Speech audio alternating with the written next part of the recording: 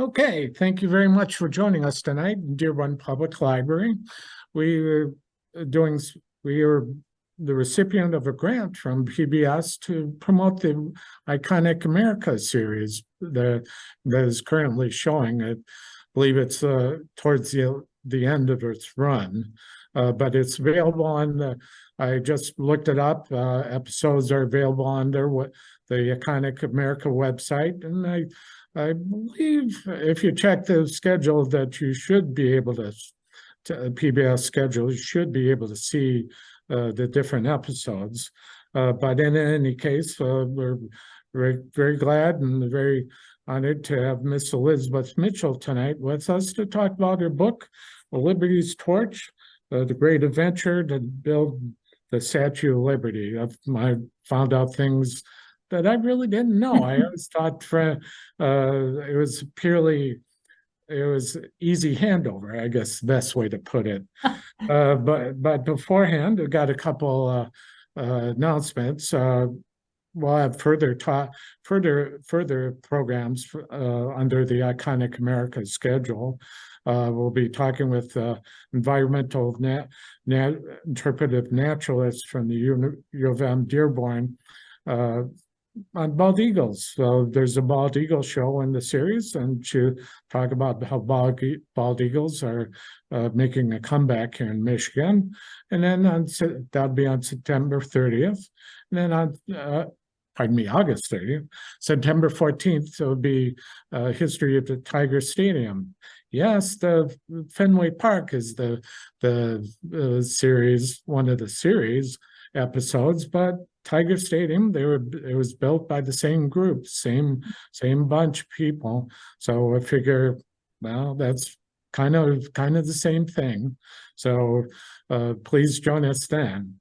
So and then I'm going to send for those of you online, and I'm going to send the Iconic America grantees want y'all to fill out a survey that'll give them information to develop and for any future grants that'll help them out. So I'll send them a QR code and a URL address that you can access, and if you'd please fill it out. And people here we have sheets over on the table there. If you could fill out the survey the same. We'd be glad to pass your answers along to grantees. So we're here to talk with Elizabeth Mitchell. She's written number 4 of 3 other nonfiction books other than Liberty's Torch, Lincoln's Lie, a true Civil War caper for fake news, Wall Street and the White House, 3 Sides Before the Wire, The Dark and Beautiful World of Horse Racing, and Revenge of the Bush Dynasty. She's quite an experienced and writer. She's written for publications such as Paris Review, Wall Street Journal, Chicago Tribune, Nation. She's an editor. Edited a new book on Joan Didion. She was the executive editor of George magazine, and she's been interviewed on numerous radio and television shows over the years. And especially what I liked was she's a co-founder of Read This, a volunteer group that delivers books where needed to troops abroad, children living in poverty, and public schools with no library. So thanks a lot, Elizabeth, for joining us tonight. Thank you. I'm really honored that you asked me to be part of this. Thank you. Now, usually I like to start off talks with this question. Because it can you find out some interesting information. Did you grow up intending to be a writer, or was that an interest of yours? I must admit that when I was entering kindergarten, the local paper interviewed a few of us and about what we hoped to be when we grew up, and I actually did say a writer. So I just always thought books were basically magical, that I thought that I didn't even know living people could write books because they seemed like they were, from some other world back then. So yeah, it's been a great way to conduct my life. Basically, it gives you the opportunity to go into all sorts of worlds, to ask questions and get to know people. And so it's been lovely. So how did you come across this story of Uh, the yeah. Statue of Liberty? So I was in the manuscript division of the New York Public Library doing research on another topic, and I saw that they had the diary of Frederick Auguste Bartholdi at the time that he was coming over to the United States in 1871 for the first time. And I started looking at the diary, and it's a beautiful little item. It has his tiny little scrawl, and then it has drawings of different things he saw in the United States. But what became very clear is that he didn't know anyone here. He didn't have any promises that his statue was going to be made. He was coming here with a dream of doing this. And he was treated with a lot of skepticism and even just outright, rejection by most of the people he was talking to. So it became very interesting to me, the idea that the statue was not what we had heard it was, this gift from the French government to the US government, but really the act of one person with a wild idea, which has then gone on to mean so much to us over time. No, Bartholdi was he grew up wanting to be an artist, mostly sculptor, right? Yeah, so he was he wanted to be a sculptor. He was actually a statuaire, which is a maker of statues.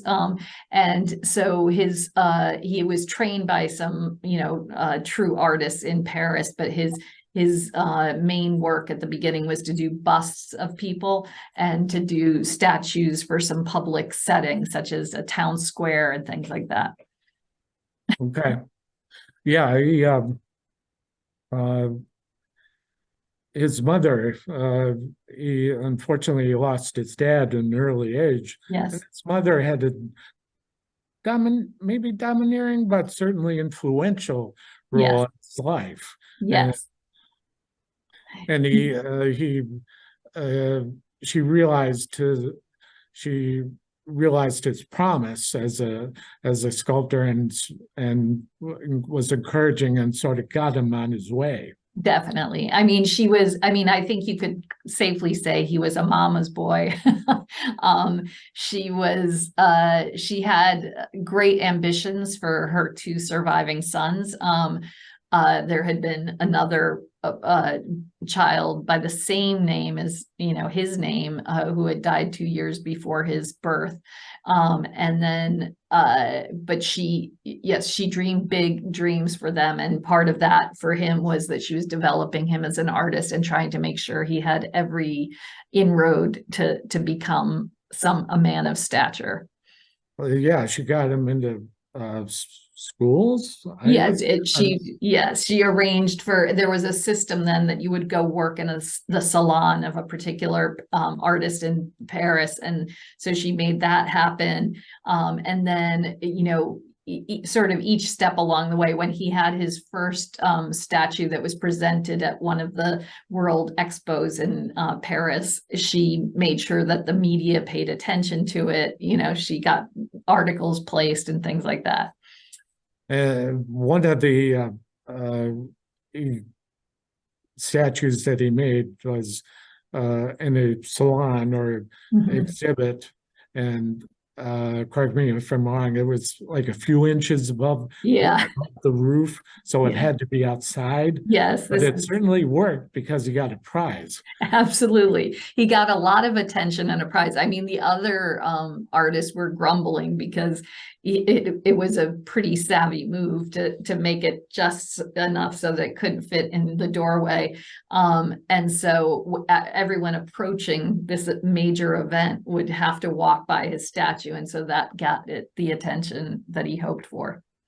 And then he got a prize, which involved going to Egypt. Yes, which is really quite extraordinary. I mean, the other thing that's very interesting about that is he was sent as a photographer, and photography was fairly new at the time. So his job was to go there and take images to and accompany another artist, a painter who was going as well. And so actually some of the very early photos we have of Egypt are actually by him. I mean, it's kind of interesting that he had that side effect in history to document very early Egyptian. Well, the ship he went on with, that he traveled from France to Egypt, had Mr. de Lesseps, or the man who Yes. Was the main engineer for the Suez Canal. Yes. And so this is, one of the things I wanted to get across in the book is, first of all, Bartholdi's very intriguing personality. He was a bit, he was very funny and he was very insightful, but he also could be prickly. And so that there's a lot of humanity to him. But the other thing that I wanted to get across is that this was a time of complete wonder, because basically everyone who was involved in the arts or engineering was trying to impress their, fellow humans by doing extraordinary things. And one of the extraordinary things that was going on was that de Lesseps was trying to build the Suez Canal, which would just cut down the entire passage of, ships from Egypt and from Europe over to the east. You could go safely through that canal and get to the eastern countries, as opposed to going all the way down around, Africa, the tip of Africa. So that involved trying to dig a channel 100 miles through desert. I mean, this is just unbelievable, really. And so de Lesseps was famous that he was taking on this project, and Bartholdi, witnessed him on the boat and had a bit of inspiration, which was like, how could he get involved in this? And his big idea was, let's make a statue at the mouth of the canal. Yeah, the statue at I liked how you described how all this earth being moved literally to make this canal, and to make it attractive to the Khedive, or the man who was leading Egypt at the time. He made it as a slave girl, a slave lady, or Yes, appearance was slave lady. yes, because the Khedive had abolished slavery officially in Egypt, and Bartholdi was part of a community of intellectuals and all the rest who were rightfully so deeply opposed to slavery, but were making it very much a public commentary. And so the fact that so he thought, in tribute to this Khedive, he would make a lighthouse that would stand at the mouth of the Suez Canal. And, it looked very much like what we came to have as the Statue of Liberty. It was a slave woman with, a draped long to the ankle clothing. She was holding up a little lantern, and he was quite convinced that he would be able to convince the Khedive to build that there. Of course, de Lesseps wasn't thrilled about it, because it was essentially taking away from de Lesseps' incredible endeavor that the opening to the canal would be the work of another artist. And Now, the idea, was that the idea, how he got the idea of the Statue of Liberty, or is it Yeah, it's a more, yes, it's a fairly close, if you look at the two models, the model for the Suez Canal and then what later became the model for the Statue of Liberty, there is no question this is the same idea, just reworked a bit. I think the thing that, makes it understandable is that when he was in Egypt, he was overwhelmed by things like the pyramids, the sphinxes. He loved the idea of these things at this grand scale, but he thought if you make something at that grand scale, it has to be an idea worthy of the scale.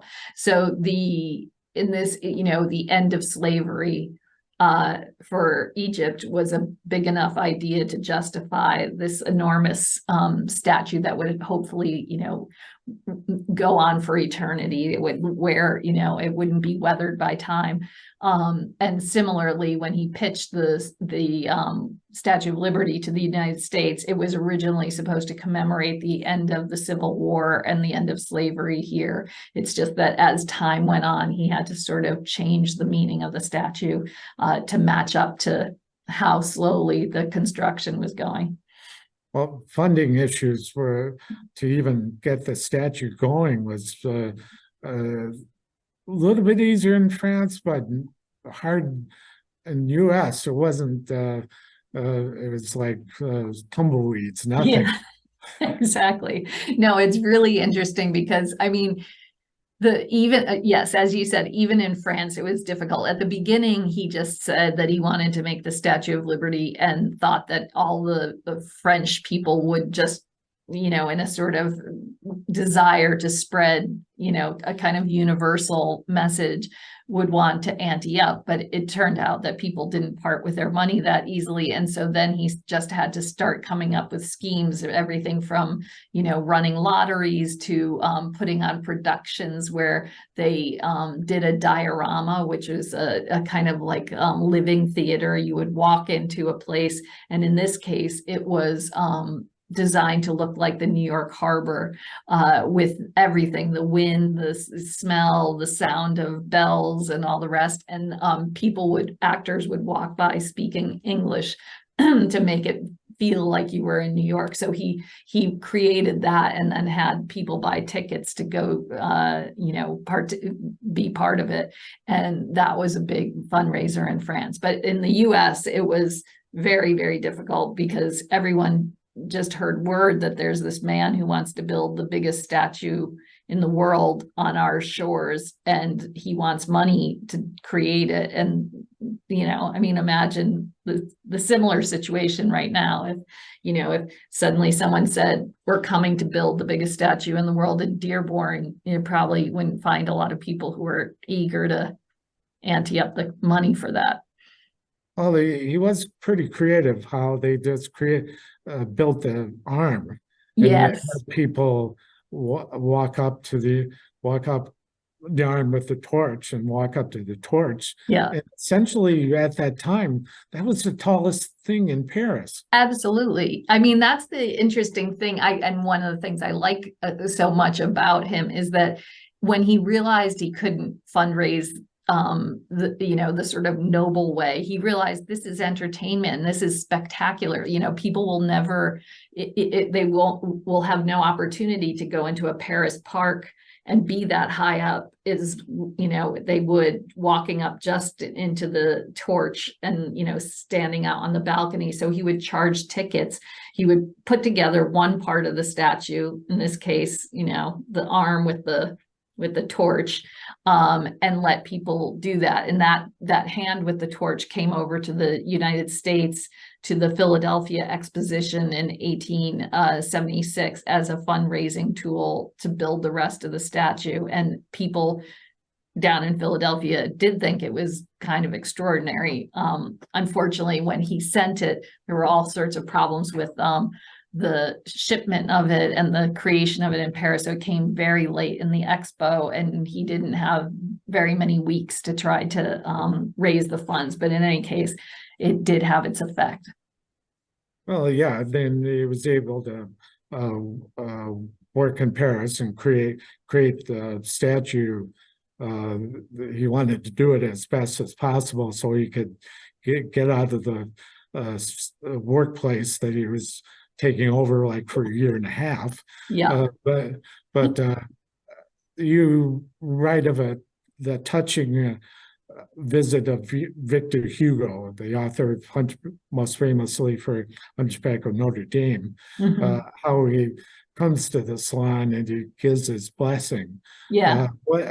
Why would how is he was so important? Why is he so important to them? Okay, well, just to give a little background, when Bartoli was trying to make the statue, he figured the United States can build the pedestal part, and meanwhile, he will create the actual statue part, the woman, of liberty in Paris. And so he, in the sort of a little bit outside the city center, he had a workshop where he was assembling this in the courtyard. So what you have to imagine is that in amongst all the houses and everything, you have this this giantess being created, towering over the rooftops.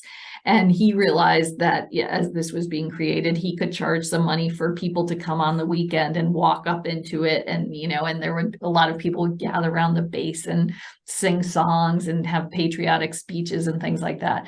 And so, he still had to get, the very final funds in Paris to finish it. And he also needed to get the United States excited about it. So Victor Hugo was just the absolute superstar of the French culture. He had written The Hunchback of Notre Dame. He had written Les Miserables. He was a larger than life character who had a very passionate life with, his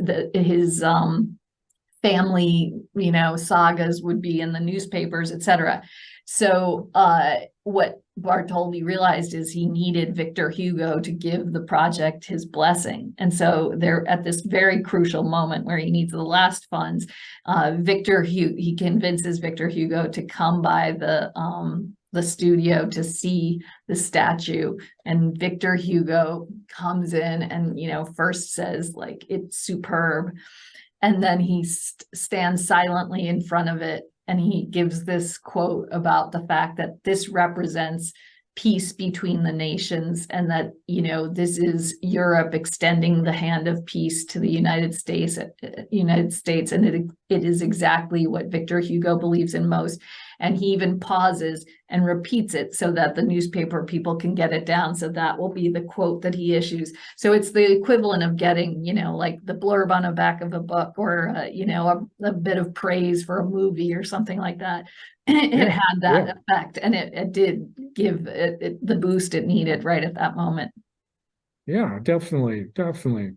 Now, I guess the best maybe transition to who was Joseph Pulitzer, and what was his role in the funding of the statue? Well, Joseph Pulitzer was a pretty remarkable figure too. I mean, the book is, just when I was researching the story, I couldn't believe the character, the characters essentially that you're coming across. Pulitzer was a Hungarian immigrant who came to the United States not knowing a word of English, slept on park benches and all the rest. But he brought himself out to the Midwest and eventually started working for small newspapers and then made a great reputation as an investigative reporter and always on the side of the working person and all that. And so he was in New York. He had acquired the newspaper, The World, which was a struggling newspaper, and he needed things to bring the life into the paper. And so he had seen the head of the Statue of Liberty over in Paris when he was there at the time of an exposition where it was presented in the park. And he thought it was pretty great. And then he learned that, the statue is finished. There was no work on the pedestal here in the United States, even though we were supposed to provide that part. So he saw this as an amazing story, that liberty could not find a home in the United States. And so he started trumpeting these sorts of things in editorials. The idea that the rich men of America wouldn't fund it, so it was going to have to be the working people who were going to do it. So he came up with an idea that if anyone gave even a penny to the fund to build a pedestal, they would get their name in the paper. And this was a sort of both sincere and brilliant marketing scheme, because while he did believe in the cause, it made all the people whose names appeared in the paper want that copy of the paper, so they would go buy it, and the circulation of the paper kept going up. So it was one of those just fortuitous relationships where what worked for Pulitzer ended up helping us get a Statue of Liberty, which we now use as the kind of beacon and benchmark to, whether we're living the correct democratic, the values of democracy, let's say. Now, the statue event was eventually finished and shipped over from France here by boat, and ran into some stormy weather. There's quite a concern that it made it. Yeah. And there was a lot of engineering, great engineering techniques. Yeah. And how they put it together, how they not necessarily ironed or had every bolt. They gave a little leeway to each. Yeah. And then Gustav Eiffel, of Eiffel Tower fame, he had help in making it stand, keeping it standing. Yeah. I mean, so what happened was, back when it was over in the body of the statue was over in Paris, Bartholdi it turns out, had no idea how it was going to remain standing once it was actually a statue on the island. And he had an engineer, Viollet Leduc, who was one of the foremost engineers of the time. But just as they had all the funding to start doing the actual construction work and engineering work, Ledoux dies suddenly of an aneurysm, and so he's left with no drawings, no plans, that other than that there had been some vague notion that they would put sandbags at the bottom of the statue to keep it standing. So he goes to Bartholdi goes to Eiffel, who happened to be the foremost builder of bridges at the time. He'd done an incredible engineering feats to build bridges all over the world. And he said, would he make the interior? And at first, Eiffel didn't want any part of it. It seemed like, small project compared to what he'd already done. And then he said, okay, I'll do it, but for the least amount of time possible. Like, this will be a very short job. So he designs the structure for the interior of the statue. And it was actually deeply ingenious, to the point that, first of all, Eiffel became enchanted with his own work. He said, that was the most beautiful part of the whole statue. And it's what inspired him to want to make the Eiffel Tower a couple of years later, because he thought, let's do it without all the cladding. But it's so extraordinary that the incredible gale forces that will, go across that island during hurricanes and everything else had none of the effects that people were foreseeing. People thought it could possibly, just because of the fact that it was this metal statue, that the wind would have no ability to just sway. It wouldn't sway with the wind. They thought it could just topple it. And, it's clearly been standing quite well over all of these years. So now the Emerald Lazarus poem did new classes, which part of it is "Give me you tired, give me you tired, give me you poor." It was that's what most people think of, like for a poem when they think of the statue, but it was not. It was actually done a few years before it even came. Yeah. For fundraising. Yeah, it was actually a part of the fundraising tools. What happened was they were doing a major sort of auction of art objects and all the rest in an exhibit.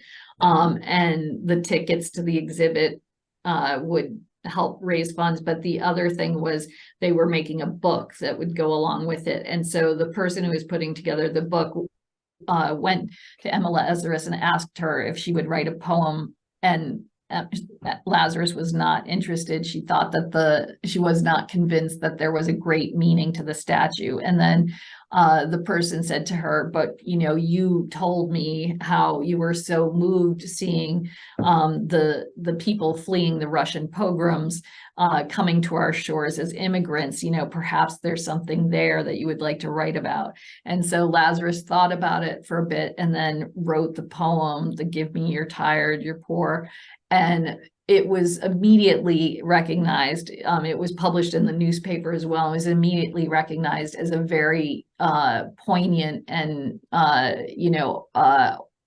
full-hearted piece of work. And so some critics of the Statue of Liberty said, well, now the statue has a meaning where it didn't really have a meaning before. And so, yeah, and it was only much later that it was put on the statue as a little plaque inside the pedestal. And that was because one of her dearest friends placed it there, years, like I think it was 1935 or something like that, as a tribute to her life.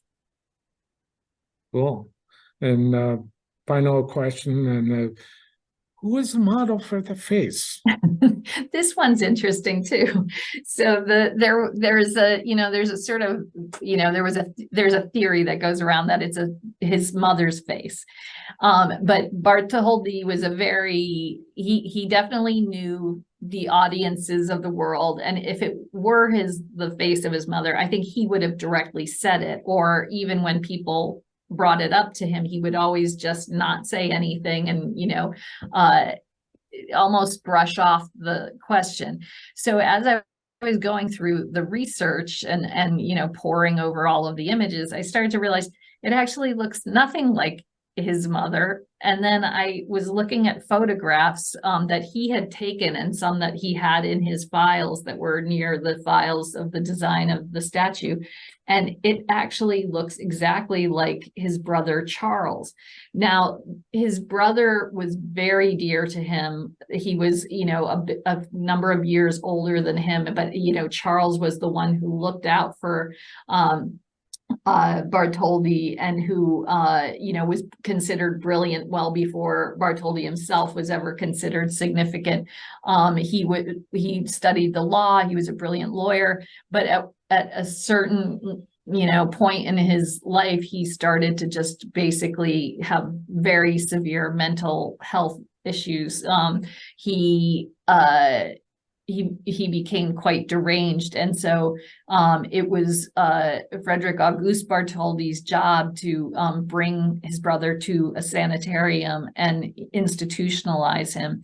And he would go every week to visit him. And sometimes his brother would not speak at all. He would just sit in a kind of stupor. And so Bartholdi would often be drawing his portrait as he was sitting there. And so Bartholdi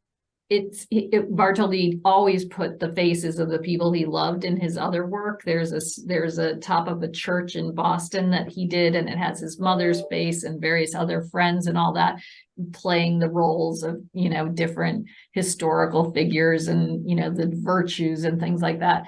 But so it makes absolute sense that the face of the piece that meant the most to him would be honoring somebody who he had loved so much, and who whose life went into real decay.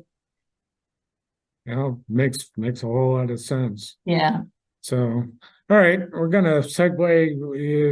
When I was doing research to prep for the presentation, I found a great talk you did when the book first came out to the National Archives. And a real interesting you showed a lot of interesting pictures, and you're kind enough to send them along. So we're going to share the screen here. I'll have to reopen it up first. Okay, Sorry. Give me Yeah. 1 second here. all right, so. Had to close out the PowerPoint to get this to show, so All right, let's yeah, minimize this down here. Where did we Yeah. say that? No, the, we actually Bring- closed it out, so I have to bring reopen up, bring up the email. it. It should be in the downloads here. Okay, All right, there we go. yeah, there we go. And then we'll, All right, and then F5. F5, and it should show up here. And now if we All go right. back to here. 1 second here. Where's the zoom? Oop, there we go. There. And now if we share this, now we're trying to get to the Zoom shared screen. 1 second here. All right, Okay. That's weird. I can't see the shared screen here. well, Bear with us. Gotta minimize this first. And then. go in the Zoom. she's there. Okay, yeah, I'm just wondering where the shared screen is, why it isn't sharing it with the people remotely. So it's showing here, but.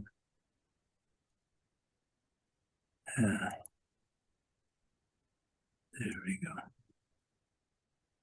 I'm not sure here if we're actually sharing it remotely. But you can go through and describe it. I don't think she'll be able to see it though. Or she might Okay. be able to. Oh, Can you see it? I can't see it, but can other people see it? Locally, they can. I'm just trying to figure out why I Okay. can't get the. So if you change it, I will be able to see the corner of the picture on the screen above you, and I can tell you what the picture is if you. Right. Let me just see. We're trying to get this going here. Bear with us here. No problem. We had this going earlier and we had to close this out to get you to show for the remote viewers. And Look, the Statue of Liberty had a zillion problems, so it wouldn't be, we all have technical difficulties at some point. okay, here we go. We just had to go out of minimize view so we could share the screen, and now we should be able to go to screen 1 and share now. Hopefully. Okay, yeah. PowerPoint. Oh, there you go. Yep. Yeah, Now if we go to F5 here, yeah, F5 or start slideshow. 1 second here. This is still being attained here.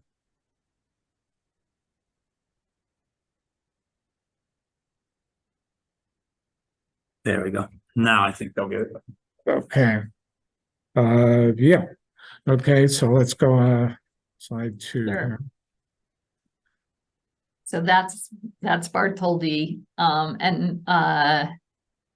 Yeah, it's a pretty interesting photo because in those days people didn't have quite that level of confidence projecting, but he was definitely someone who had it was interesting in all the research. I never came across a time when he thought maybe this isn't such a great idea. He was just always full steam ahead. Oh, yeah, you could see it in his eyes. Yeah. So this is you described, it's very nice in the Alsace region of France, a very Yeah. nice place where he grew up. Yeah, so this is Colmar, and Colmar is on the very eastern side of France, and this was a fairly recent photo. So, and it's not as if this is just, these 4 houses. A lot of the city looks like this. It's a fairy tale looking place. And so it makes sense too that he would have this kind of magical view of what the world could be. Okay. And that's the courtyard of his home, which is now a museum and an archive of his letters and such. But you can see that's not a modest home. They had some wealth when he was young. Okay. And this is his studio in Paris. And you can see over there on the left, this little model of the Statue of Liberty, because everything he did, he had to create in first small scale, and then he would just keep enlarging, based on those first measurements. And so the Statue of Liberty is just a projection of the tiny models that he made originally. And this is on his trip to Egypt in what was the year, 1855. So he had just won the third place medal for his statue that was too big to be inside the exposition hall.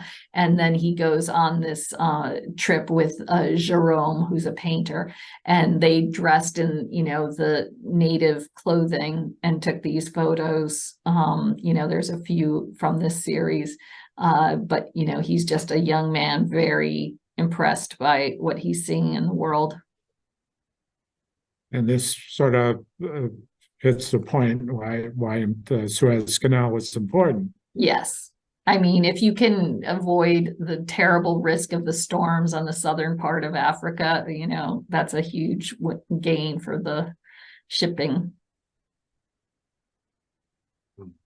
And this was just interesting in terms of, this was a rendering of a you know, people's idea of what the Colossus of Rhodes might have looked like. That was a statue in, you know, that is said to have existed in ancient Greece. And you know, it was supposed to be something that straddled the entrance to a harbor. So a lot of what Bartholdi did, you know, with the Statue of Liberty was kind of echoing that idea of a wonder of the world. You know, this was considered one of the seven wonders of the world, and Bartholdi definitely wanted his work to be thought of in those terms.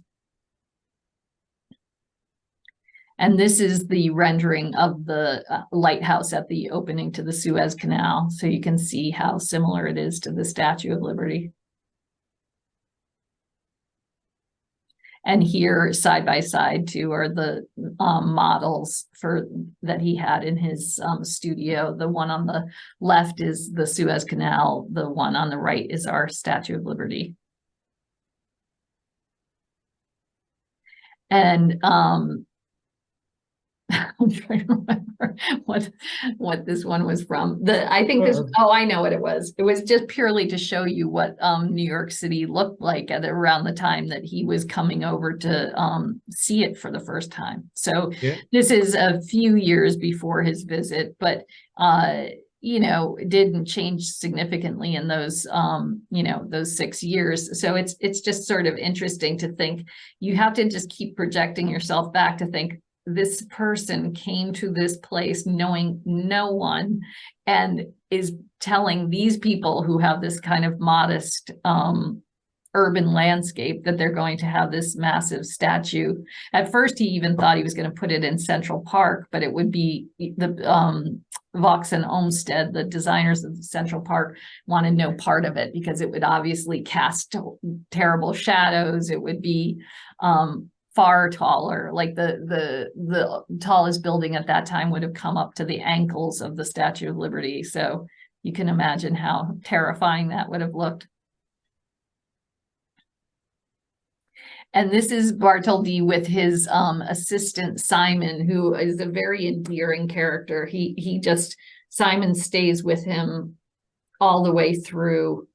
Then he sort of disappears from history, but we don't know. We have no record of, you know, where he died or what have you, but they traveled together across the United States in 1871, and those diaries of that trip are just incredible. I mean, Bartholdi's talking about seeing Civil War soldiers still marching home from the front, you know, because they're going by foot. He sees suffragettes in different towns, you know, championing their right, you know, hope that they will get the right to vote. He sees, you know, Los Angeles is just an underground web of mines. There's no real city there.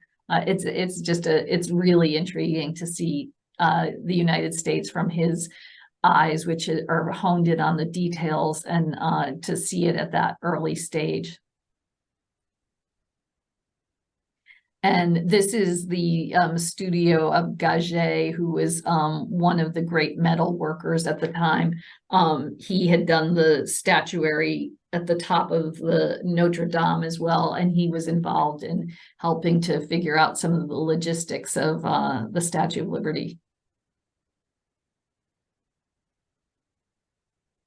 And that's the hand with the torch, which would later go down to Philadelphia, but this is in the Parisian workshop.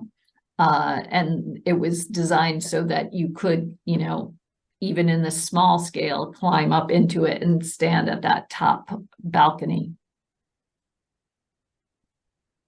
And there it is in Philadelphia. And that's the little stand to sell the tickets so that they can raise some money. And this is the diorama that I referred to earlier, where you could go in and you could have the feeling that you were in the harbor of New York City, even though you were in Paris Park. So this is the poster that, you know, that was touting it to the Parisians. And that's the head of the statue in one of the Paris parks, and that was part of the World Exposition. Again, you see the little tiny kiosk there, where you could go and buy a ticket and go up into the statue, and you see the little tiny rendering, like the maquette that's on the right, which is to show what the whole statue is going to look like. And this actually got very poor reviews by the artists who were reviewing the scene.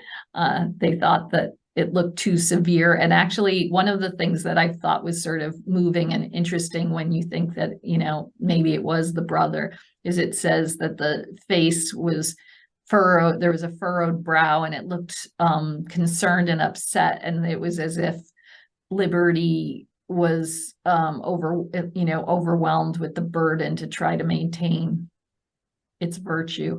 I thought that was kind of interesting that he didn't choose a sunny Liberty. He chose one that knew that it would be a struggle for people to keep their liberty. And that's his mother. And I think you can kind of see there that doesn't really look that much like the Statue of Liberty. And that's just the face when it arrived over in New York City to be assembled.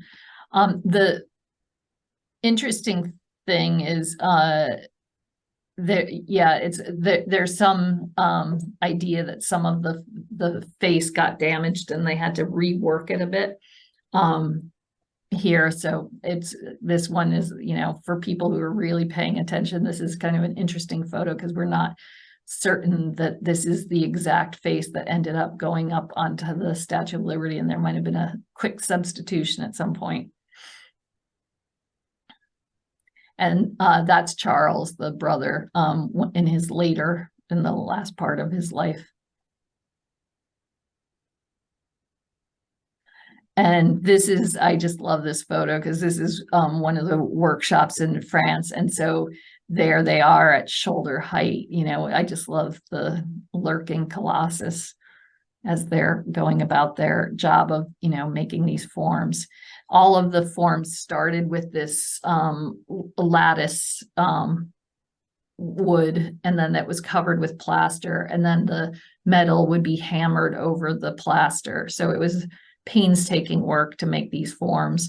But here you see, and Bartholdi is there on the lower right next to the man in the top hat.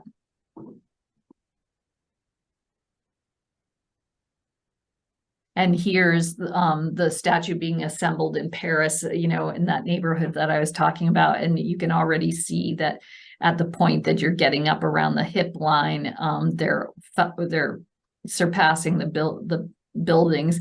And then, you know, and also you can see here Eiffel's scaffolding, the interior scaffolding, without the cladding. So that's kind of interesting too. That's the brace for the arm that's going up into the sky. And here it is getting bigger. And that's when, you know, people would go and they would climb up into it with their families on the weekend. Yeah, I love that picture. I know, it's so good. And then this is just some of the press, you know, around the fundraising, particularly over on the right-hand side, that's a page from the World newspaper. And Richard Butler was the American here who had the thankless task of, of trying to get this thing off the ground. And he was basically Bartholdi's most loyal friend. It was a kind of touching relationship, actually. Richard Butler was a rubber baron who lived in New Jersey, and he seemed to have lived a pretty quiet life, but then he got hooked in with Bartholdi, and they went on this kind of buddy adventure together to try and make this thing happen. And that's Charles Stone, who was the he was a Civil War hero for a bit, and then he had a moment where he gave an order that ended up having a lot of troops killed, and so he was sort of disgraced. He got thrown in jail, and then when he was finally released, he was offered a job with the Khedive of Egypt that we were talking about, to be an engineer on some of the projects in Egypt. So he took it, and he lived over there for quite a while, and then he realized he basically had to come back to the United States and clean his name, try and regain his stature. He always felt that he had been wrongly accused, and had only been following the order of a superior, and that he shouldn't have paid the price. So his first job coming back was to run the construction of the Statue of Liberty's pedestal and get the statue erected here. And so he made it his mission to do that. He worked just incredible hours. He was very hot-tempered. He was, there was a lot of, antics around this getting built. And one of the things that's kind of, again, quite moving is that when the statue is unveiled, there's a massive parade and celebration. Everyone gets the day off. And he attends that, and he plans to go right after that to go on vacation to New Orleans. His bag is packed, and he says, he's going to just lie down for a few moments, and he never gets up. He dies just within a short time of the unveiling. And these are some of the people who worked on the Statue of Liberty. They also happened to be people who worked on the Brooklyn Bridge. They were a coveted group of workers who were, bold, courageous, good at the technical aspects. And that's the pedestal as it's being constructed. Those are the forms around, some of the masonry work. And again, the workers. And that's Pulitzer. And this is an interesting illustration that was in one of the US papers. And one of the things that's really significant to take note of here, besides the fact that it's just a wild picture to see the head in that way, but see the little figures hanging off ropes. The French thought the US workers were insane because they didn't work with a scaffold around it. The way they did some of that last work was to rappel off of these ropes and just swing on ropes in the wind, hammering away at the statue. I mean, it's just very hard to imagine. And that's the statue on the day of the celebration. It was a very cloudy, rainy day. And the harbor was supposed to have, hundreds of boats in it. And there was a great cacophony because they had all these signaling things, to let each other know when they were moving or stopping. But in the fog, you were just hearing these, the roar of the boats, and every once in a while getting a glimpse of the statue through the mist. And that's the Eiffel scaffolding, in more detail. That's part of his drawings. And there's Eiffel, a cartoon of him. And he made the Eiffel Tower it's something like 3 feet taller than the Statue of Liberty because he wanted to have the tallest structure in the world. And so he just didn't let Bartholdi have that for more than a couple of years before he surpassed it. And that's Richard Butler with Bartholdi. I love that picture because, I mean, they seem genuinely to like each other, and you can sort of see the kind of casualness, which was unusual at the time, but between the two of them. And that's also just a picture I think is so great. He's inspecting the statue, but you get to see the scale, because it's sometimes hard to perceive when we're seeing it in these images that are from afar, but it is really massive. Okay, so then stop the share. Yep. Let's try to get out of here, stop the share here. And then we should be able to close out of the PowerPoint here.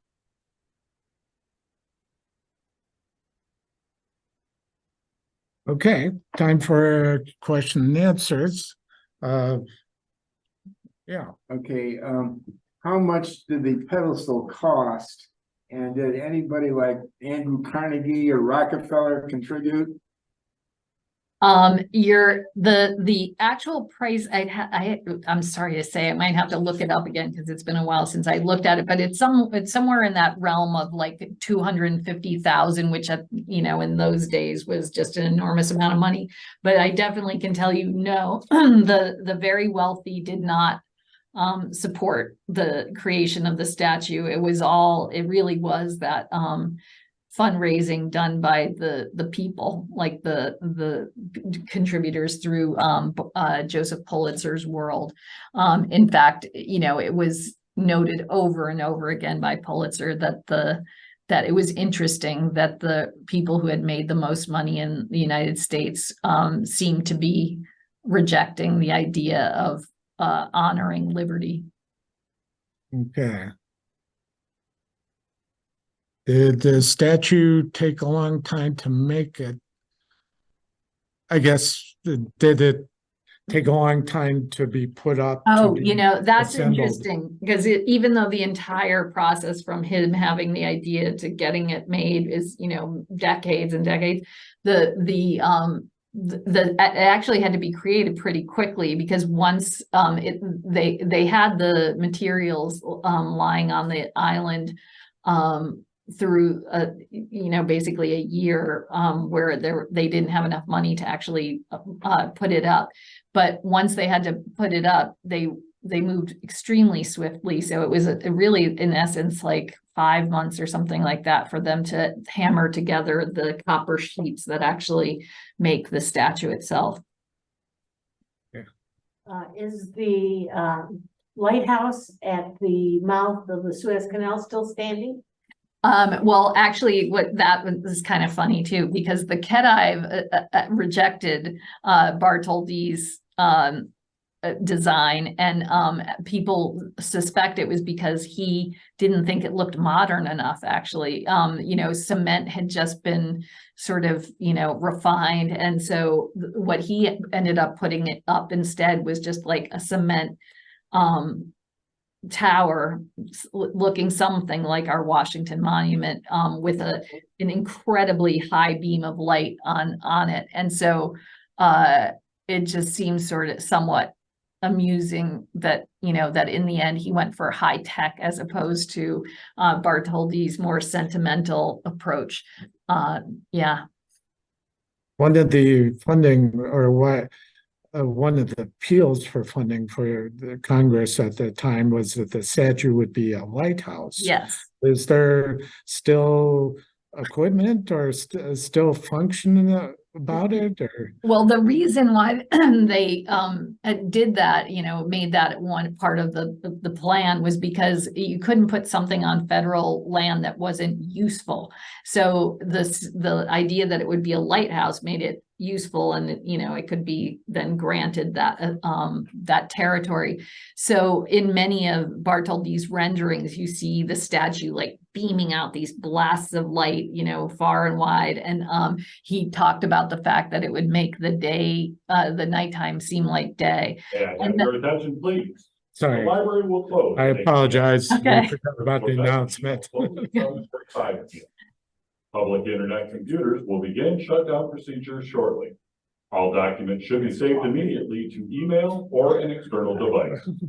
If you wish to register for We a could card, have shut get off. periodicals, or get change, please go to the appropriate desk now, as these services will end at 7:45 p.m.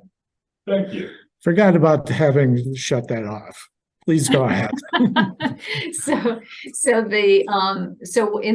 he did try to light it up. And there was this whole announcement that, a few months after the statue was unveiled, that there was going to be this other ceremony to do that. And when the light went on, people could barely make it out in the harbor. They said it looked like a glowworm. It was so faint. And so then there was a major struggle over many years to try to get the lighting to work. But everything would be too hot or it didn't broadcast enough. And so in the end, they just kind of gave up on that idea. So it is lit, but the really good lighting on it didn't happen until Woodrow Wilson was president. And then one of there was money put to the task, and finally you could see it at night. Did the President of the United States attend the dedication of the statue? Yes, originally it was, passed between presidents, the whole project. I mean, there was never any great presidential enthusiasm for it. And in fact, when there was an effort in Congress to try and get a bill passed to give money to the cause, but that failed at the final moment too. So there was no real U.S. government fund, support. And so there was a presidential appearance, but it wasn't it wasn't part of a great support of the project overall. Okay,